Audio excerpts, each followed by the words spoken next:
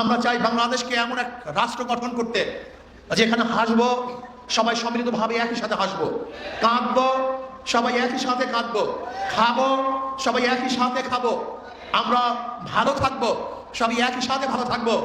কেউ গাছতলায়, কেউ 100 তলায়, এই ব্যবধান আমরা চাই না।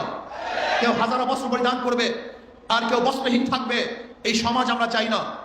কাউ রাস্তার কারণে হাজার ধরনের খাদ্য থাকবে আর বাংলাদেশের মানুষ ওই ডাস্টবিনে কাক এবং কুকুরের সাথে খাদ্যের জন্য লড়াই করবে, এই রাষ্ট্র আমরা চাই না। কাউ সুকেসের মধ্যে হাজার ধরনের বস্ত্র থাকবে আর বাংলাদেশের হাজারো মানুষ বিবস্ত্র অবস্থায় রাস্তায় ঘুরবে, আইন আমরা চাই না। আমরা চাই না আমাদের বাংলাদেশের কোনো মানুষ গাছতলায় আকাশের নিচে থাকবে, এরকম বাংলাদেশ আমরা চাই না। আমরা চাই বাংলাদেশের সমস্ত মানুষ ভালো থাকবে, ভালো খাবে, ভালো পড়বে, ভালো চিকিৎসা করবে, ভালো শিখবে, এরকম রাষ্ট্র আমরা গঠন করতে চাই। আর সেই রাষ্ট্র গঠন করার জন্য প্রয়োজন হলো ইসলামের হুকুমত।